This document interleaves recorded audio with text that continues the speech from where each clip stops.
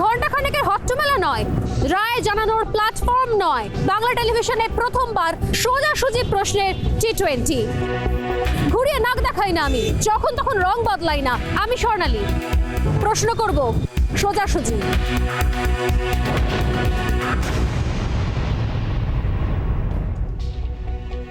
আজ ভবানীপুরে কেন্দ্রে জয়ের পর মমতা বন্দ্যোপাধ্যায় শপথ গ্রহণ করলেন বিধানসভাতেই রাজ্যপালের উপস্থিতিতে। এবং শুধু মমতা বন্দ্যোপাধ্যায় নয়, শামশেরগঞ্জ এবং জঙ্গিপুরের যে দুই বিধায়ক তারাও আজকে শপথ গ্রহণ করেন।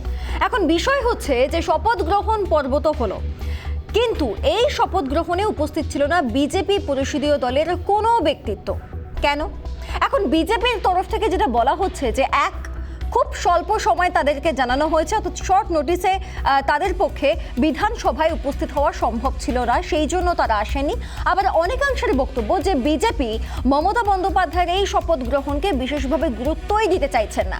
এখন বিষয়টা হলো, রাজনৈতিক কারবারিরা অনেকেই বলছেন যে এটাকে কি আদৌ সৌজন্য বলে, বা মমতা বন্দ্যোপাধ্যায় যেভাবে বিপুল পরিমাণ ভোটে জয়ী হয়ে এসেছেন সেটা বিধানসভা নির্বাচনের সার্বিকভাবে প্রেক্ষিতেই হোক, অথবা তার ব্যক্তিগত যে ভোট মার্জিন রয়েছে সেই জায়গা থেকে সত্যি কি গুরুত্ব না দেওয়ার বিষয়, এরকম নানা ধরনের প্রশ্ন উঠে আসছে এবং এই নিয়েই রাজনৈতিক মহলে চর্চা শুরু হয়েছে। আমরা আমাদের আলোচনায় যাব, তবে তার আগে দেখে নেব একটি বিশেষ রিপোর্ট।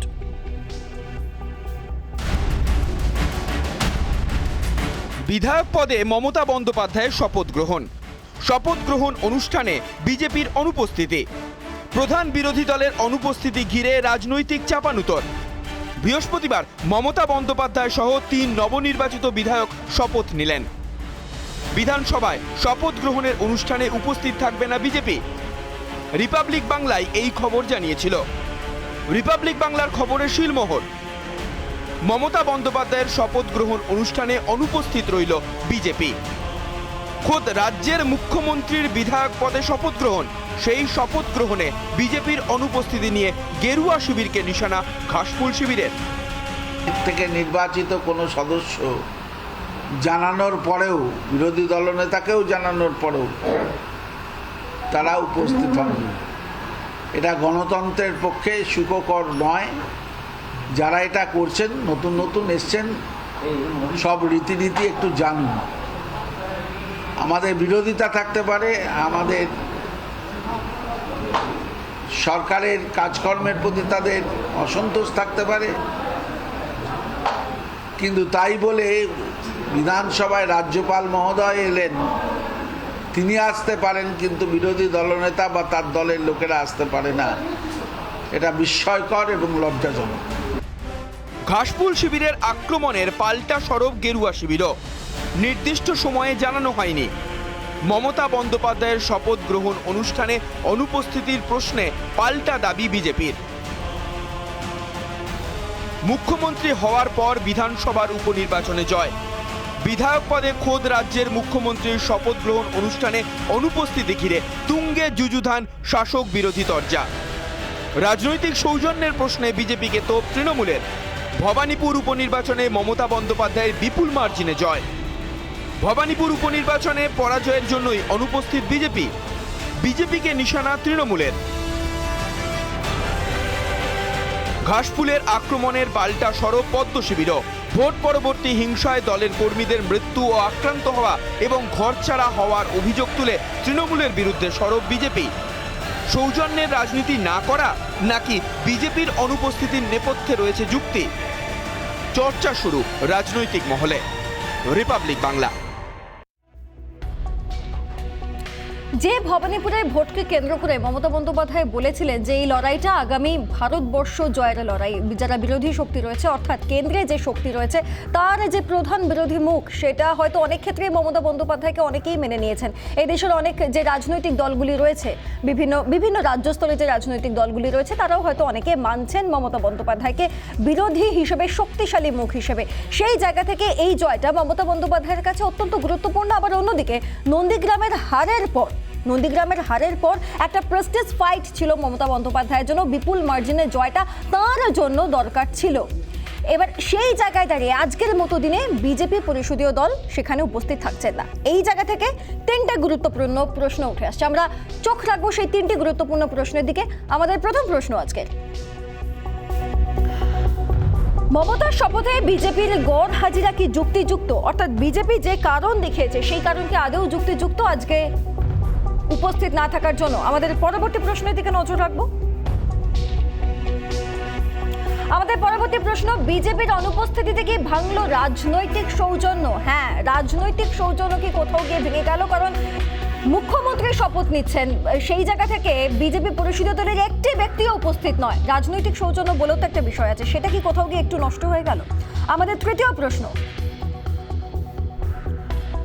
বঙ্গ রাজনীতিতে কি নয়া রীতির সূত্রপাত? অর্থাৎ বিজেপি আসছে না, মমতা বন্দ্যোপাধ্যায় শপথ গ্রহণ করছেন, কোথাও না কোথাও কি রাজনীতিতে একটা মনোপলি সিস্টেম কি চলে আসছে? এই প্রশ্নটা কিন্তু থাকছে আমাদের কাছে।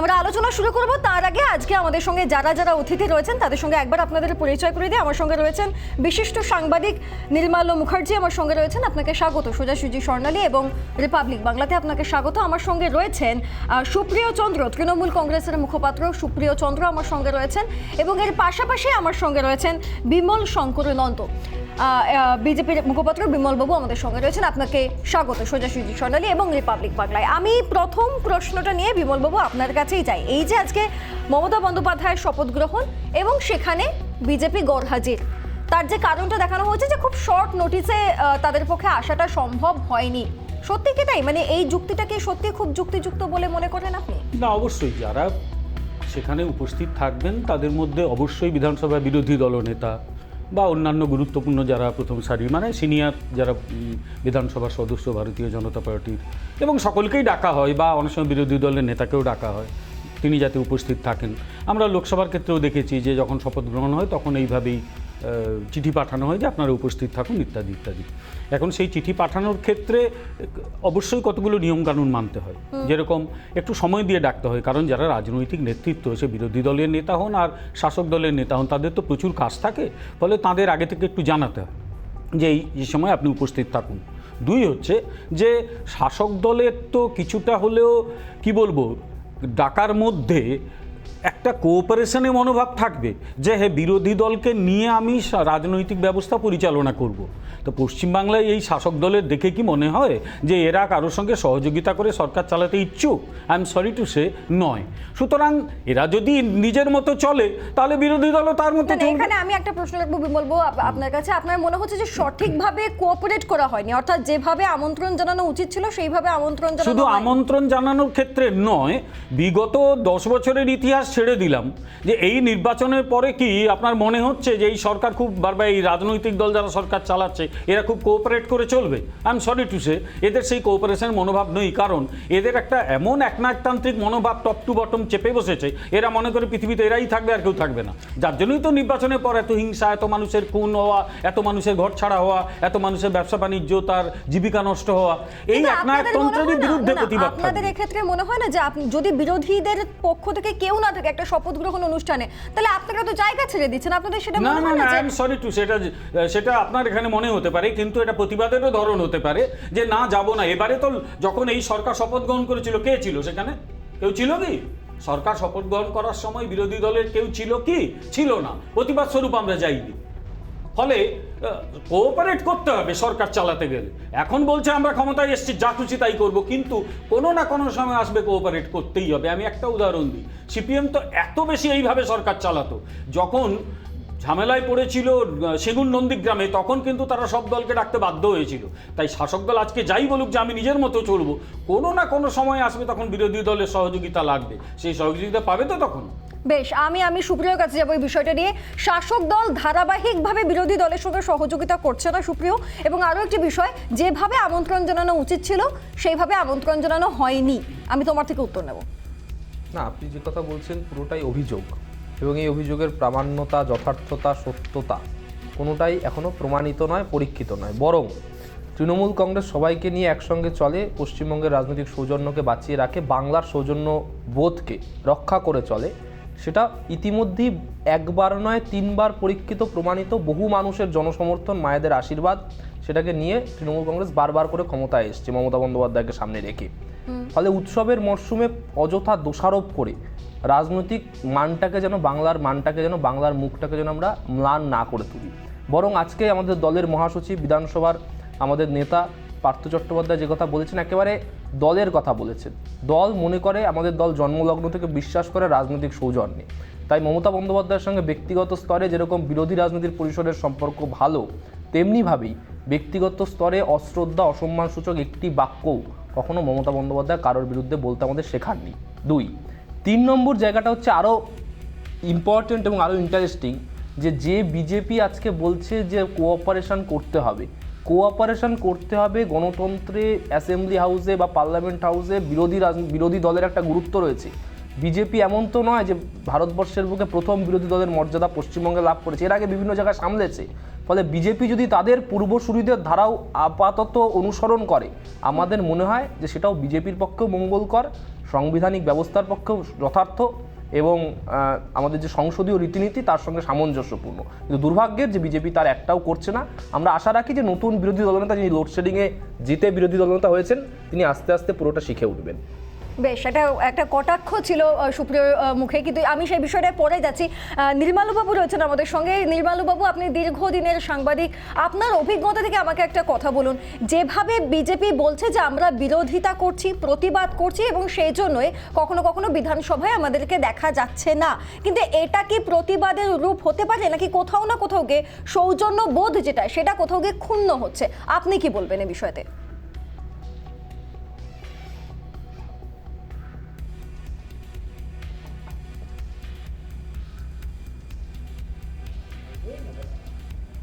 এবং রাজনৈতিক সিদ্ধান্ত নেওয়ার যথেষ্ট কারণ থাকতে পারে, সেটা তাদের দলের পক্ষ থেকে তারা বলবে যে কেন তারা। কিন্তু আমি আমার 3.5 দশক সাংবাদিকতায় আমি কখনো এরকম সিচুয়েশন ফেস করিনি। তার কারণ হয়তো আমি যুক্তফ্রন্ট দেখিনি, আমি প্রফুল্ল ঘোষ দেখিনি, প্রফুল্ল সেন দেখিনি, ঠিক আছে, আমি সিদ্ধার্থ রায়ের পুরোটা দেখিনি। এবার আমি দেখেছি জ্যোতিবাবুর সময়, কিন্তু মমতা বন্দ্যোপাধ্যায় তো 2বার শপথ নিলেন, একবার মুখ্যমন্ত্রী হিসেবে, একবার বিধায়ক হিসেবে। এইরকম ঘটনা সাধারণত কখনো হয়নি, কারণ যারা মুখ্যমন্ত্রী হয়েছেন তারা হেরে গিয়ে আবার জেতার জন্য লড়াই করেছেন। এরকম ঘটনা রাজনীতি মানে পশ্চিমবঙ্গের ইতিহাসে প্রায় নেই বললেই চলে। ধরুন অজয়বাবু যদি হেরে গিয়ে থাকেন, জ্যোতিবাবু কখনো হারেননি। জ্যোতিবাবু সবসময় জিতেছেন, রাজভবনে শপথ নিয়েছেন। বুদ্ধবাবু জিতেছেন, রাজভবনে শপথ নিয়েছেন। মমতা বন্দ্যোপাধ্যায় যখন জিতেছেন, যখন প্রথম ঢুকেছেন, মুখ্যমন্ত্রী হিসেবেই ঢুকেছেন 2011 সালে। এবং মুখ্যমন্ত্রী হিসেবে ঢোকার ফলে উল্টো দিকের যারা দল আছে তারা কখনো এই সুযোগটা পায়নি যে তার শপথ গ্রহণটা তারা বয়কট করবে না করবে। সুতরাং কারণ তিনি জিতে এসেছেন, এই প্রথম তিনি 32 বছর বাদে হেরে গেলেন 1989 সালে, সেটা লোকসভায়। কারণ তিনি সবসময় কেন্দ্রীয় স্তরে রাজনীতি করেছেন এবং রাজ্য স্তরটাকে ফোকাসে রেখেছেন। সিচুয়েশনটা খুব একটা পিকিউলিয়ার, একটা অদ্ভুত ধরনের সিচুয়েশন। সুতরাং এইরকম একটা সিচুয়েশনে বিজেপি যে সিদ্ধান্তটা নিয়েছে, সেই সিদ্ধান্তটা রাজনৈতিক সৌজন্য কতটা আর রাজনৈতিক বিচক্ষণতা কতটা, এগুলো না মাপা খুব মুশকিল। তার কারণ এর কোনো কম্পারেটিভ সিচুয়েশন আমার কাছে অন্তত নেই, কারণ আমার সাংবাদিক জীবন আমি এরকম কখনো দেখিনি। এবার এইটার ফলে যেটা হলো সেটা হচ্ছে যে মমতা বন্দ্যোপাধ্যায় যে 2বার শপথ নিলেন এবং তার আগে কতগুলো পূর্বসূরি ঘটনা রয়েছে, সেই ঘটনা যেমন ধরুন শুভেন্দু অধিকারীর কাছে তার হেরে যাওয়া, তারপরে পিএসসি চেয়ারম্যান নিয়ে জটিলতা হওয়া। আসলে বিধানসভায় যে কটা পোস্ট আছে তার মধ্যে পিএসসি চেয়ারম্যান, বিরোধী দলনেতা, মুখ্যমন্ত্রীর পোস্ট, স্পিকারের পোস্ট, এইগুলো খুব খুব গুরুত্বপূর্ণ।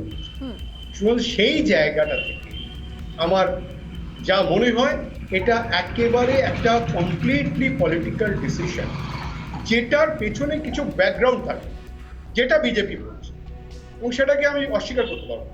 তারা বলতে পারে আমাদের তো সে সময়টা দেওয়া, আমরা যে পৌঁছব। সুপ্রিয়বাবুরা বলতে পারেন যে রীতিনীতি অনুযায়ী আমরা যা করবার করেছি, এটা নিয়ে বাদানুবাদ চলতে পারে। কিন্তু এর কোনো প্রিসিডেন্স নেই, এর কোনো আগের কোনো ঘটনা, পূর্ব ঘটনা এরকম আপনি দেখাতে পারবেন না। খুব খুব ডিফিকাল্ট, মানে আমার অন্তত জানা নেই। আমার অনেক কম জানা থাকতে পারে, কারণ 47-এর পর থেকে তো আমি স্বাধীনতার পর থেকে তো আমি তো সাংবাদিকতা করছি না, ওই 3.5 দশক ধরে।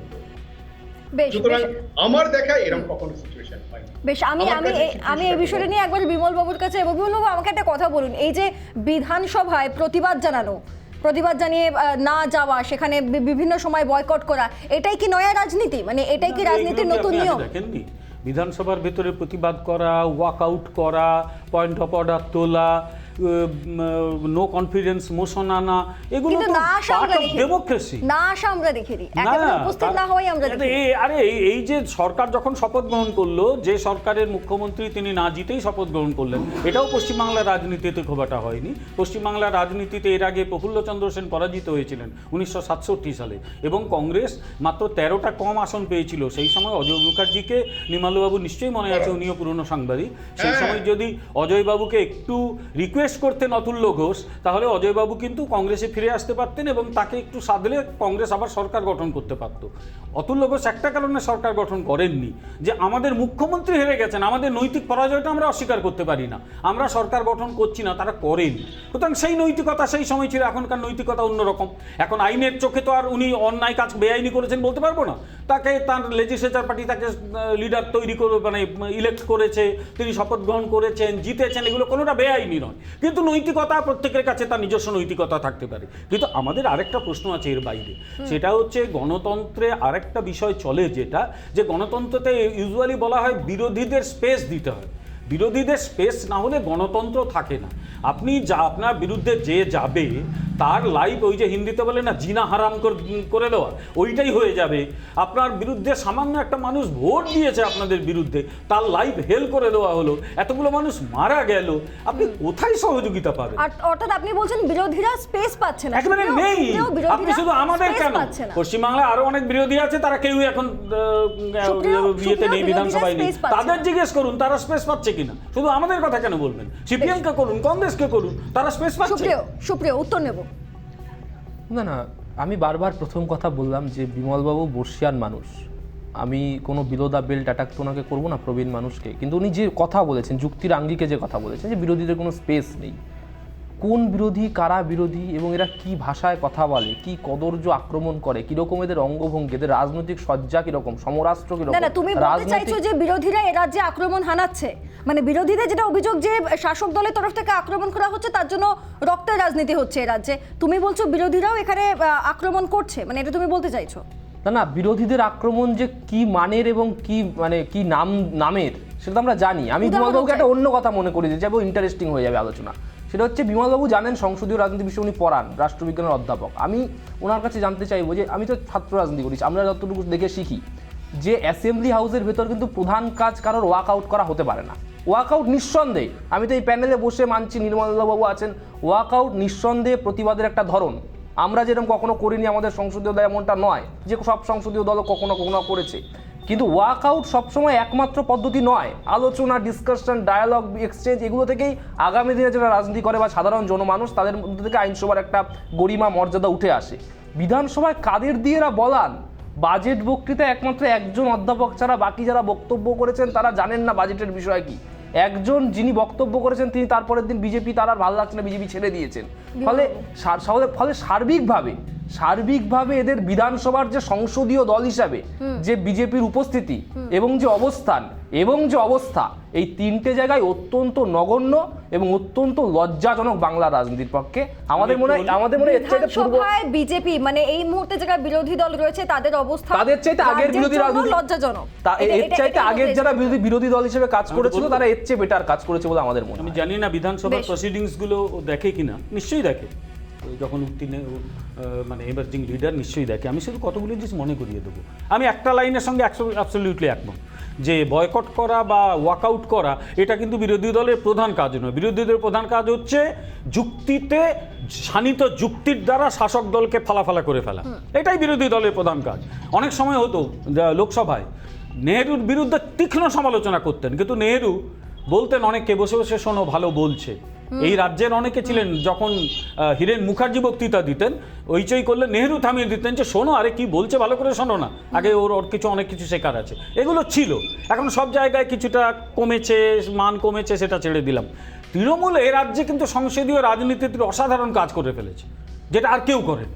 সেটা হচ্ছে যে গোটা বিধানসভাটাকে ভেঙে গুঁড়িয়ে দিয়েছে। ওরা বলছে গণতন্ত্রের কথা, বিধানসভার একটা ঐতিহ্যবাহী বিধানসভাটাকে ভেঙে গুঁড়িয়ে দেওয়া, একটা চেয়ার শুদ্ধ আস্ত রইল না, সেটাও তৃণমূল কংগ্রেস করে ফেলেছে। সুতরাং আমার মনে হয় তৃণমূল কংগ্রেসের এইগুলো না বলাই ভালো। বিরোধী দল ওয়াকআউটও করবে, সমালোচনাও করবে, নতুন যারা এসেছে তারা আস্তে আস্তে শিখছে। এবারে বিধানসভায় সবচেয়ে ভালো বলেছিলেন অশোক লাহিড়ী, উনি দল ছেড়ে মোটেই যাননি, উনি যথেষ্ট ভালোভাবে বক্তৃতা দিয়েছিলেন। বরং এইটুকু বলবো, শাসক দল যেন একটু শোনার ধৈর্য রাখে, বলার মানুষ প্রচুর আছে, শোনার ধৈর্য যেন রাখে। ধন্যবাদ। আমি অত্যন্ত শোনার ধৈর্য এবং মর্যাদা সম্ভ্রম রেখে বলছি, না বিধানসভায় এখানে এখানেও আমি সম্ভ্রম এবং মর্যাদা রেখেই জানতে চাইছি যে অবস্থায়, যে রাজনৈতিক প্রেক্ষিতে বিধানসভার যে ঘটনা উল্লেখ করেছেন সেই ঘটনা ঘটেছিল। আমি জানি না বিমলবাবু ভোটের পর দল থেকে পদত্যাগ করেছেন কিনা, কিন্তু সেই সময় তৎকালীন শাসক দল বামফ্রন্টের সেই কার্যকলাপ কে কি উনি ডিফেন্ড করছেন আজকে এত বছর পরে এসে? উনি কি জাস্টিফাই করছেন? উনি একদম না। ফলে বিশেষ পরিস্থিতিতে বিশেষ পদক্ষেপ নিতে হয়, এটা রাজনীতির শিক্ষা। তার মানে এটা সাপোর্ট করছে, এটা রাজনীতির শিক্ষা। আমি একটা কথা বলি, বিশেষ পরিস্থিতিতে বিশেষ পদক্ষেপ নেওয়া রাজনীতির শিক্ষা। সেদিন কি ঘটেছিল আমি যা বলছি, সেদিন সিঙ্গুর থেকে তৎকালীন শাসক দলের অবস্থানকে আপনি কি সাপোর্ট করছেন? আমি একটু বিমলবাবু এই লজিকটা কি করে বললো আমি জানি। সেই সময়ে মমতা বন্দ্যোপাধ্যায়ের যে ভূমিকাটাকে আমি এখনো বলি বিজেপির নেতা হয়েও ঐতিহাসিক, she played a historic role. তা নইলে সিপিএমকে এইভাবে সরানো যেত না। But that does not mean যে এখন সরকার যা যা করছে সেগুলোকে সাপোর্ট করতে হবে। আবার এটাও ঠিক যে তার প্রতি যে অসম্মানজনক আচরণ করেছিল তার বিরুদ্ধে পরের দিন বন্ধ ডাকা যেতে পারত, অবরোধ হতে পারত, লড়াই হতে পারত। বিধানসভার মতো জায়গা যারা ভাঙচুর করে, কোথাও একটা মনে হয় এরা বড্ড মাসলম্যান টাইপের, এদের প্রতি গণতন্ত্রের প্রতি বিন্দু মাত্র মানে যা মনে হয় পুরোটা বিজেপির মনে হয়, মানুষের কিছু মনে হয় না। বিজেপি জনবিচ্ছিন্ন দ্বীপ। আগে বামফ্রন্ট ছিল গজদন্ত মিনারবাসী, এখন বিজেপি হয়েছে সেটা গজদন্ত মিনারবাসী, জনবিচ্ছিন্ন। এরা হয়ে গেছে জনবিচ্ছিন্ন, মানুষের সঙ্গে বিন্দুমাত্র মিল নেই, বিন্দুমাত্র সম্পর্ক নেই, বিন্দুমাত্র সাযুজ্য নেই। মানুষ যাদের সঙ্গে রয়েছে, মানুষ সেই প্রমাণটা বারবার করে দিয়েছে। আর বিজেপি বিজেপি কেবলমাত্র বলছে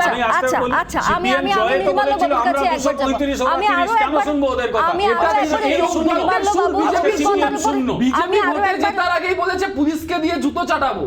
শুভেন্দু অধিকারী বিরোধী ভাষা সন্ত্রাসের দিকে আমি যাবো, আমি ভাষা সন্ত্রাসের বিষয়টাতে পরবর্তী সময় যাবো। সুপ্রিয় সময় দাও সুপ্রিয়। আমি নির্মাল্য বাবুর কাছে যাবো, তার অভিজ্ঞতার উপর আমি আরো একবার ভরসা রাখতে চাবো। নির্মাল্য বাবু কিছুটা বলতে চাইছেন দীর্ঘ সময় ধরে। হ্যাঁ নির্মাল্য বাবু। না, সেটাও বলতে চাইছি, সেটা হচ্ছে বেসিক্যালি দেখুন, বিধানসভায় মানে যে কোনো পার্লামেন্টারি ডেমোক্রেসিতে প্রোটেস্টের অনেক রকমের ফর্ম থাকে। ওয়াকআউট থাকতে পারে, কোনো মোশন অ্যালাউ না করতে দেওয়ার জন্য ভেতরে গন্ডগোল হতে পারে। আমি এরকমও দেখেছি রাজ্যপালকে ভাষণ পড়তে দেবেন না, ঠিক আছে, বিরোধী, তখন তৃণমূল কংগ্রেস কিন্তু পাওয়ারে আসেনি, কিন্তু মমতা বন্দ্যোপাধ্যায় দল তৈরি করেছেন 1998 সালে। আমি এরকমও দেখেছি যে মমতা বন্দ্যোপাধ্যায় যখন যুব কংগ্রেস নেত্রী, বিধানসভায় বোমা পড়েছে, ভেতরে বোমা পড়ল, ঠিক আছে, এবং নির্মল বোস তখন খাদ্যমন্ত্রী, এবং সেই যে একটা বড় ঢেঁড়সের একটা ছবি দিয়ে, নির্মল বোসের ছবি দিয়ে ভেতরে ফেলা হলো, আমরা ভেতরে ছিলাম, চমকে উঠেছি যে কি হলো ঘটনাটা। এবং সেখানে লেখা ছিল নির্মল বোস একটা বড় ঢেঁড়স। আমরা মজা করে বলতাম নির্মল বোস একমাত্র ফরওয়ার্ড ব্লকে সিপিএম এর মন্ত্রী, এরকম বলা হতো, মানে তখন। সুতরাং বিধানসভায় বহু রকমের ঘটনা মনে আছে, হ্যাঁ, সবই জানি আমি, কিন্তু আমি বলছি, আমি এটাও দেখেছি যে রাত্রিবেলা সুব্রত বাবুকে মার্শাল দিয়ে বার করে দেওয়া হচ্ছে, পাঁজা কোলা করে বিধানসভা থেকে বার করা হচ্ছে। আমি শুনেছি 67 সালে এমন ঘটনা হয়েছে, মানে মাইকগুলো ভেঙে দেওয়া হয়েছে, সেটা আমিও চোখের সামনে দেখেছি। এরকম অনেক ঘটনা হয়েছে। সুতরাং ফর্ম অফ প্রোটেস্টটা অনেক রকম হয়েছে, কিন্তু এবারের সিচুয়েশন যেটা আপনি যেটা বলছেন, সেটা একদম একটা পিকিউলিয়ার, একটা অদ্ভুত ধরনের সিচুয়েশন, যেখানে মুখ্যমন্ত্রী একবার শপথ নিলেন, আবার বিধায়ক হিসেবে শপথ নিলেন। এরকম ঘটনা আমার দেখা নেই। বাকি ফর্ম অফ প্রোটেস্ট আমি দেখেছি, এবং সেই যে ফর্ম অফ প্রোটেস্টটা, সেই ফর্ম অফ প্রোটেস্টের সঙ্গে আজকে যেটা ঘটলো সেই স্কোপটাই তৈরি হয়নি। তার কারণ কি? তার কারণ মমতা ঢুকেছে মুখ্যমন্ত্রী হিসেবে। যেমন নরেন্দ্র মোদী পার্লামেন্টে একেবারে প্রাইম মিনিস্টার হয়ে ঢুকলেন, তিনি কোনোদিন এমপি ছিলেন না। মমতা বন্দ্যোপাধ্যায় ঢুকলেন যখন মুখ্যমন্ত্রী হয়ে ঢুকলেন। সুতরাং আপনাকে কনটেক্সটগুলো দেখে নিতে হবে। সুতরাং কি পরিস্থিতিতে রাজনৈতিক সৌজন্য দেখাবো, কোন সব পরিস্থিতিতে দেখাবো না। নরেন্দ্র মোদী 4 বারের মুখ্যমন্ত্রী উত্তরপ্রদেশ, তেমনি সারা জীবন কেন্দ্রীয় রাজনীতি মন্ত্রী, কেন্দ্রীয় মন্ত্রী, সংসদ মমতা বন্দ্যোপাধ্যায় থেকেছেন, সাকসেসফুলি থেকেছেন। কিন্তু ঢুকলেন যখন মুখ্যমন্ত্রী হিসেবে, তারপরে হবার পরে কি হলো? কোনোদিন তার কোনো স্পিচ কোনো এখানে এসে মানে বিধানসভায় পৌঁছলো না, সবই রাজভবনে শেষ হয়ে যেত। যেমন জ্যোতিবাবুর ক্ষেত্রে শেষ হতো, বুদ্ধবাবুর ক্ষেত্রে শেষ হয়ে আলাদা করে। সুতরাং এই দুটো সিচুয়েশন মানে এর কোনো প্রিসিডেন্স আমার কাছে নেই বলে আমি কাউকে অ্যাকিউজ করতে পারবো না। এটা যদি শুভেন্দু অধিকারীরা সিদ্ধান্ত নিয়ে থাকে পরিষদীয় দল যাবে না, সেটা সম্পূর্ণ তাদের ডিসক্রিপশন, কারোর কিছু বলার নেই। আমি একবার বিমল বাবুর কাছে যাব। দেখুন, আপনারা আজকে যেটা করেছেন, মানে মমতা বন্দ্যোপাধ্যায় শপথ গ্রহণ করছে, সেখানে বিজেপির পরিষদীয় দল নেই। আজকে আপনারা যাই করে থাকুন না কেন, আমাকে একটা কথা বলুন, এটা তো অস্বীকার করার জায়গা নেই বিমল বাবু যে কিছু কিছু মানুষ যারা দলত্যাগ করছেন তারা তৃণমূলে ফিরছেন। আবার আপনারা একটা গোটা বিধানসভার শপথ গ্রহণ অনুষ্ঠান চলছে, বিপুল ভোটে জয়ী হয়েছেন মমতা বন্দ্যোপাধ্যায়, যথেষ্ট মার্জিন রয়েছে জয়ের। সেই জায়গায় দাঁড়িয়ে বিজেপির তরফ থেকে কেউ উপস্থিত থাকছে না বিধানসভায়। এবার যারা ধরুন আপনাদের সমর্থক বা কর্মী, তাদের কাছে গিয়ে আপনারা যে বার্তাটা দিচ্ছেন সেটা কি খুব একটা শক্ত বার্তা হচ্ছে বা খুব দৃঢ় বার্তা হচ্ছে? অবশ্যই এটা প্রতিবাদের ভাষা, এটা প্রতিবাদ করা হচ্ছে। এমন তো নয় যে আমরা সাকাম করছি যে যা করো তুমি, যা খুশি করো আমি মেনে নেবো, মেরেছো কলসির কানা তা বলে কি প্রেম দেবো না, এইসব বলে টোলে, এরও তো নয়। রাজনীতিতে যেটা হয়, অন্যান্য রাজ্যের চেয়ে পশ্চিমবাংলার রাজনীতি যেটা চরিত্রটা বদল হয়েছে, এটা আমি মনে করি এই মুহূর্তে ঘটেছে তা নয়, এটা 60-এর দশক থেকেই ঘটেছে। বামেরা এটাকে আরও শিল্পের পর্যায়ে নিয়ে গেল, এখন এরা একবারে বৃহৎ শিল্পের পর্যায়ে নিয়ে গেছে। অর্থাৎ বিরোধীদের থাকার কোনো যোগ্যতা নেই। কিন্তু বিধানসভায় না থাকলে আপনারা আপনাদের বক্তব্যটা রাখবেন কি করে? আপনারা যদি বারংবার বয়কট প্রতিবাদের জেরে আপনারা যদি বারংবার বেরিয়ে যান, বিধানসভায় যখন অধিবেশন বসবে লোকে তো সেগুলোই দেখে। একটা শপথ গ্রহণে কে ছিল না ছিল তার চেয়ে বেশি গুরুত্বপূর্ণ বিধানসভায় বিরোধী মানে সাধারণ মানুষের দুঃখ কষ্টের কথা তোলা হচ্ছে কিনা, বিধানসভায় সে কেমন বক্তৃতা দিচ্ছে, বিধানসভায় সেই ইস্যুগুলো তুলে সরকারকে চেপে ধরতে পারছে কিনা, এগুলো দিয়েই তো বিরোধী দলের। আপনারা সরকারকে চেপে ধরার জায়গা পাচ্ছেন? হ্যাঁ, কেন পাচ্ছি না? বিধানসভায় আলোচনা হয়নি, বিধানসভাতে এই তো সবে শুরু। আরে বাবা, কলির সন্ধ্যা তো হলো, এরপর তো মধ্যরাত বারে ভোর অবধি তো যেতে হবে তো। সুতরাং অনেক বাকি আছে। এই সরকারকে এক ফোঁটা জায়গা দেওয়া হবে না। বিরোধী দল হিসেবে এই সরকারকে কিন্তু মমতা বন্দ্যোপাধ্যায় বিমল বাবু ভাবছেন যে 2024-এ তিনি বিশেষভাবে লড়াই করবেন, এই জয়টা তার জন্য গুরুত্বপূর্ণ। সেটা বারণ কে করেছে? 2024-এ তিনি এখানে লড়াই করতে পারেন, প্রধানমন্ত্রী হওয়ার জন্য লড়াই করতে পারে। এখন তো মনে হচ্ছে যেভাবে এখানকার শাসক দলের সমর্থকরা বলছে তারা না সম্মিলিত জাতিপুঞ্জের মহাসচিব পদে বসিয়ে দেয়, সেটাই করা, যা খুশি তাই করুক, আমার কিচ্ছু বলার নেই। স্বাধীন ভারতে প্রত্যেকে লড়াই করতেই পারে। সময় খুব অল্প, ছোট্ট করে বিমল বাবুর কথা, তোমার কোনো প্রতিক্রিয়া? খুব সময় অল্প, আমাদের সময় নেই। না, প্রতিক্রিয়া বলতে যে প্রথম কথা উনি যেটা বলছেন এই মানে এই প্রসঙ্গে উনি বলেছেন যে বিধানসভায় নাকি বিজেপির পারফরমেন্স অত্যন্ত ভালো এবং সন্তোষজনক। আমার তো মনে হয় না, ব্যক্তিগতভাবে মনে হয় না। এবং যারা বিধানসভার ব্যাপারে টুকটাক খোঁজখবর রাখেন কাগজ বা মিডিয়া মারফত, বা যারা 2-1বার গেছেন, তাদেরও মনে হওয়ার কথা নয়। কারণ বিধানসভায় বিরোধী দলনেতা তিনি শপথ নিয়েছেন প্রায় চোরের মতো, ওই যিনি বলছিলেন কলির সন্ধে নামার আগে। কিন্তু আসলে বিজেপি দলটা অসুবিধে নয়, ঠিকই বলেছেন, বিজেপি দলটা হচ্ছে রাতের দল। রাত্রিবেলায় আমরা শুনি যে চোর ছেচোর, সাট্টা বদমাশ, জুয়া চোর, এদের দল।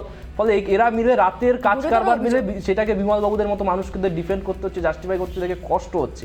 কিন্তু বিধানসভার যে প্রসিডিংস, যে ডায়ালগ, যে কনস্ট্রাকটিভ ডিসকাশন, যে গঠনমূলক বিরোধিতা, সেই জায়গায় বিজেপির কোনো ভূমিকা নেই। এবং যারা বিধানসভায় বলেন তারা বাইরে চুপ, আর যারা বাইরে বলেন তারা বিধানসভায় বলার যোগ্যতা রাখেন না। ফলে সবচাইতে ঐতিহাসিকভাবে খারাপ একটা বিরোধী দল এই মুহূর্তে বিধানসভায় আছে। সুপ্রিয়র মতে বিধানসভায় যারা রয়েছেন বিরোধী দল হিসেবে তারা যোগ্য নয়, বিমল বাবুর মতে সবে কলির সন্ধে। আগামীতে আমরা কি দেখতে চলেছি সেই দিকে আমাদের নজর থাকবে। তবে আজকে আমাদের আলোচনা এখানেই শেষ। যারা যারা আমাদের সঙ্গে ছিলেন আপনাদের প্রত্যেককে অসংখ্য ধন্যবাদ। আমরা ফিরবো আরো গুরুত্বপূর্ণ খবর নিয়ে, তবে এখন সময় একটা বিজ্ঞাপনী বিরতির। ফিরে আসছি বিরতির পর, দেখতে থাকুন রিপাবলিক বাংলা।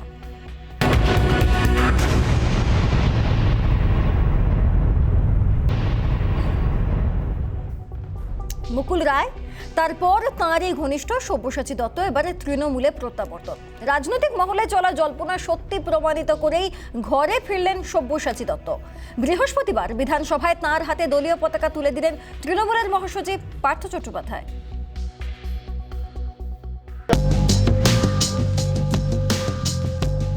একুশের বিধানসভা ভোটের ফলাফলের পর থেকে ঘর ওয়াপসির জল্পনা চলছিল বিজেপিতে বেসুরো সব্যসাচী দত্তের। বিজেপি নেতৃত্বের বিরুদ্ধে প্রকাশ্যে সব্যসাচী দত্তের মন্তব্যে জোরালো হয় তার তৃণমূলে প্রত্যাবর্তনের সম্ভাবনা। বিজেপি নেতৃত্বের তরফেও সব্যসাচী দত্তের দিকে ধেয়ে আসে আক্রমণ, তাতে জোর জল্পনা চলছিল রাজনৈতিক মহলে। আর বৃহস্পতিবার বিধায়ক পদের শপথ নিয়েই তৃণমূল সুপ্রিমো মমতা বন্দ্যোপাধ্যায় স্পষ্ট করে দেন সব্যসাচী দত্তের ঘর ওয়াপসি শুধু সময়ের অপেক্ষা। মমতা বন্দ্যোপাধ্যায়ের ঘোষণার কয়েক ঘন্টার মধ্যেই তৃণমূলে ঘর ওয়াপসি হলো মুকুল রায় ঘনিষ্ঠ সব্যসাচী দত্তের। তৃণমূল নেতৃত্বের সঙ্গে মতবিরোধের কারণেই দল ছেড়েছিলেন। ঘরে ফিরে জানালেন সব্যসাচী দত্ত, সেই সঙ্গে আক্রমণ শানালেন বিজেপির বিরুদ্ধে।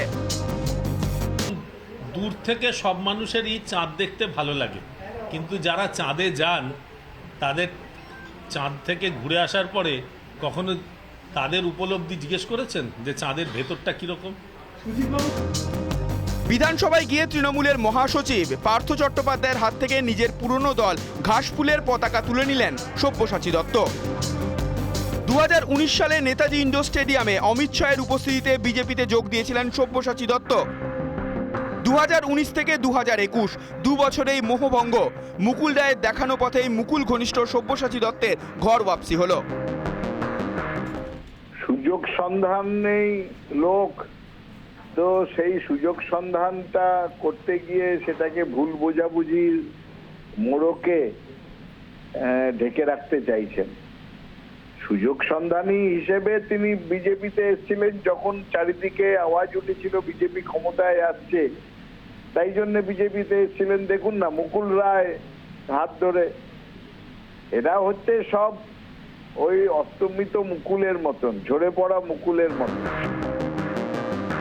21 বিধানসভা ভোটের আগে তৃণমূল ছেড়ে বিজেপিতে ফেরার হিড়িক পড়েছিল, আর বিধানসভা ভোটের ফলাফলের পর থেকে তৃণমূলে প্রত্যাবর্তনের হিড়িক।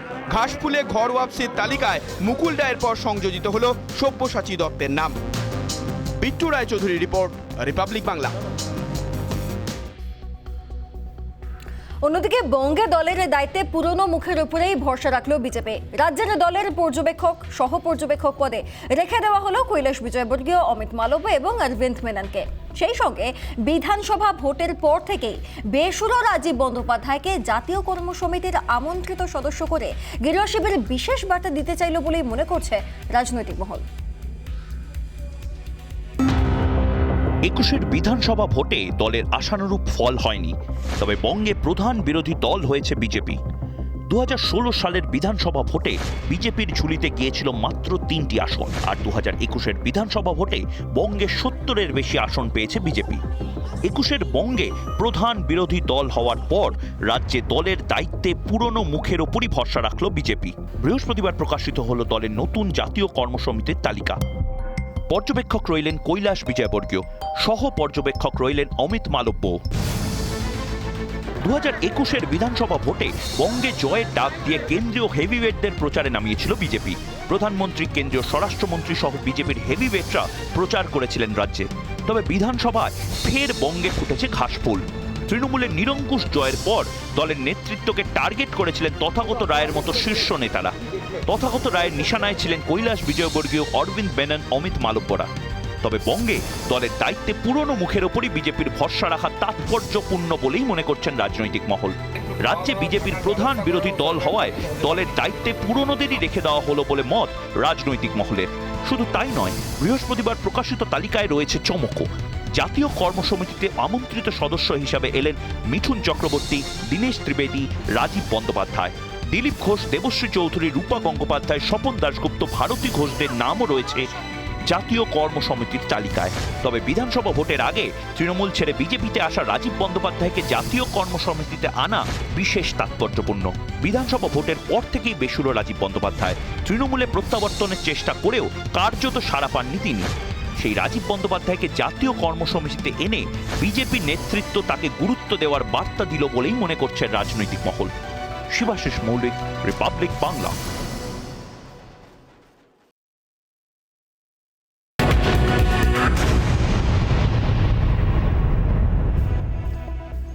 লখিমপুর কাণ্ডে গ্রেফতার কত, তদন্তের অগ্রগতি কি? উত্তরপ্রদেশ সরকারের কাছে সব নিয়ে এবার বিশদে রিপোর্ট তলব করল সুপ্রিম কোর্ট। দেখুন সেই রিপোর্ট।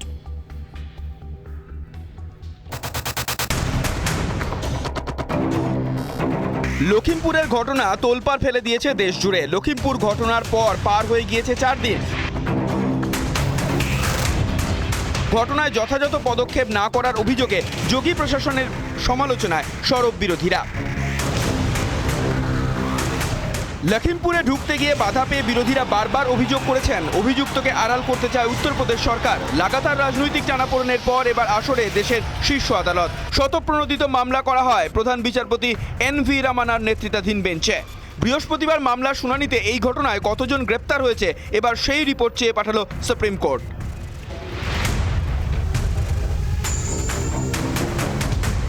লখিমপুর কাণ্ডে গ্রেপ্তার কতজন, শুক্রবারের মধ্যে জবাব দিতে হবে আদালতে।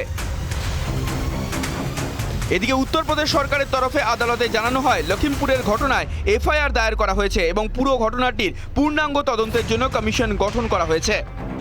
এদিন প্রধান বিচারপতি বলেন, শুনানি চলাকালীন আমাদের কাছে বার্তা আসে এক প্রয়াত কৃষকের মায়ের শারীরিক অবস্থা অত্যন্ত সংকটজনক। আমরা উত্তরপ্রদেশ প্রশাসনকে অবিলম্বে তার চিকিৎসা করার জন্য আবেদন জানাচ্ছি। বিচারপতি সূর্যকান্ত জানান, অবিলম্বে তাকে স্থানীয় সরকারি হাসপাতালে ভর্তি করতে হবে। লখিমপুর খেরির ঘটনায় তদন্তের জন্য হাইকোর্টের প্রাক্তন বিচারপতি প্রদীপ কুমার শ্রীবাস্তবের নেতৃত্বে একটি কমিশন গঠন করেছে উত্তরপ্রদেশ প্রশাসন। আগামী 2 মাসের মধ্যে এই কমিশনকে রিপোর্ট জমা দেওয়ার কথাও বলা হয়েছে। রিপাবলিক বাংলা।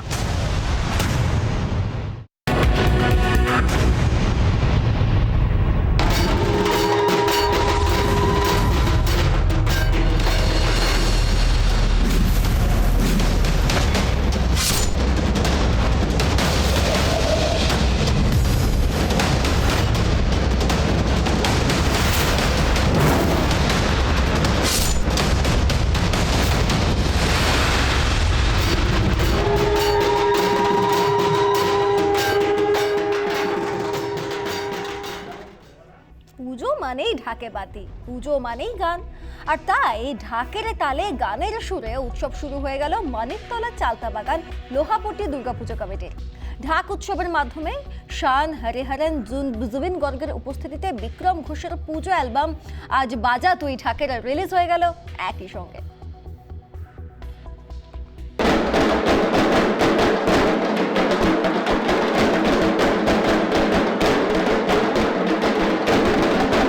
মানিকতলা চালতাবাগান লোহাপট্টি দুর্গাপূজা কমিটির আয়োজনে বিশেষ অনুষ্ঠান ঢাক উৎসব। আজ বাজা তুই ঢাক বিক্রম ঘোষের নতুন অ্যালবামের রিলিজ হলো এই অনুষ্ঠানে, এবং কে উপস্থিত ছিলেন না সেখানে? উপস্থিত ছিলেন বিক্রম ঘোষ স্বয়ং তো বটেই, এবং পাশাপাশি হরিহরন শান থেকে শুরু করে উপস্থিত ছিলেন অমিত কুমার, মহালক্ষ্মী আয়ার, জুবিন গর্গ, এবং রীতিমতো ঝাঁ চকচকে অনুষ্ঠানে লাইভ পারফরমেন্স করলেন শিল্পীরা। মানিকতলা চালতাবাগান লোহাপট্টি দুর্গাপুজো কমিটির পুজোর সূচনা হলো ঠিক এইভাবে, ঢাকের তালে গানের সুরে, তাও আবার দিকপাল সঙ্গীত শিল্পীদের লাইভ পারফরমেন্সে।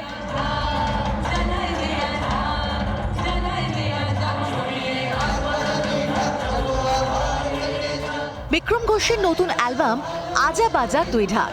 কে নেই সেই অ্যালবামে? হরিহরন, শান, মহালক্ষ্মী আয়ার, জুবিন গর্গ, কৌশিকী চক্রবর্তী, সোনা মহাপাত্র, গলা মিলিয়েছেন প্রত্যেকে।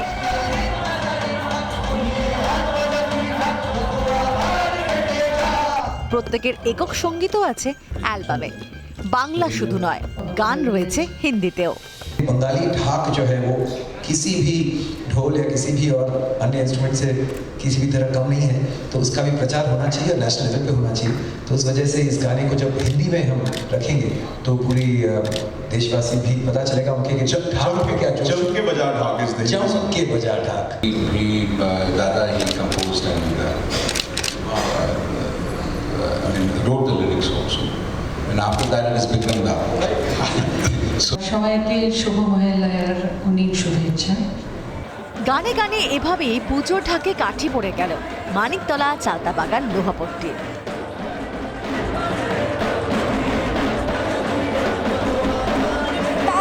টলিউডের শিল্পীরা উপস্থিত ছিলেন এই অনুষ্ঠানে। ঝাঁ চকচকে এই অনুষ্ঠানের সাক্ষী থাকলো রিপাবলিক বাংলাও। ক্যামেরায় রজনীকান্ত বেরার সঙ্গে সমাদৃতা, রিপাবলিক বাংলা। হীরের গয়নায় রাজনন্দিনীর বেশ, এমনই সাজে এবার কাশী বসলেনে পূজিতা দেবী দুর্গা। পরিবেশ বান্ধব মণ্ডপে জোর উদ্যোক্তাদের নৈবেদ্য পৌঁছে যাবে সুন্দরবনের দুর্গতদের কাছে। উত্তর কলকাতার পুজো মানে একবার আপনাকে ঢু মারতেই হবে কাশী বসলেনে, এবং প্রত্যেক বছরের মতো এবছরও কাশী বসলেনে পুজোতে থাকছে একাধিক চমক। কাশী বসলেনে দেবী হিরে ও রূপোর গয়নায় সজ্জিত হয়ে পুজো পাবেন রাজনন্দিনী হিসেবে। একের পর এক দুর্যোগ, করোনার মতো অতিমারির প্রকোপ ও প্রকৃতির রুদ্র রূপ এখানে ফুটে উঠবে। পুরো মণ্ডপটি তৈরি করা হচ্ছে কাগজ, কাপড়, পাটের মতো পরিবেশ বান্ধব বস্তু দিয়ে। মাকে পুরোনো দিনের গহনা পরানো হবে, মা সম্পূর্ণ হীরের গয়নায় সজ্জিত থাকবে এবং মা রাজনন্দিনী রূপে আমাদের মণ্ডপে থাকছে। মণ্ডপের ভেতরে কিছু অপূর্ণ জিনিস সম্পূর্ণতা পাচ্ছে মায়ের ছোঁয়ায়, তো তার জন্যই প্যান্ডেলের নাম অপূর্ণা। কাগজ, কাঠ, দড়ি এসব জিনিসপত্র দিয়ে কাজ হয়েছে, পুরোটাই পরিবেশ বান্ধব জিনিসপত্র দিয়েই কাজ করা যায়, কারণ আমরা পরিবেশ বান্ধব হওয়ার একটা আওয়াজ দিচ্ছি মানুষের মধ্যে বা সমাজের মধ্যে। অন্যদিকে কাশী বসলেন বার্তা দিচ্ছে দুর্গতদের পাশে থাকার। এখানে মাকে উৎসর্গ করা নৈবেদ্য পৌঁছে যাবে ইয়াসে সুন্দরবনের দুর্গত মানুষদের কাছে। এইভাবেই এই মণ্ডপ অর্থাৎ কাশী বসলেন দুর্গতদের পাশে দাঁড়ানোর চেষ্টা করছে। ক্যামেরায় গৌরবের সঙ্গে পিঙ্কি, রিপাবলিক বাংলা, কলকাতা।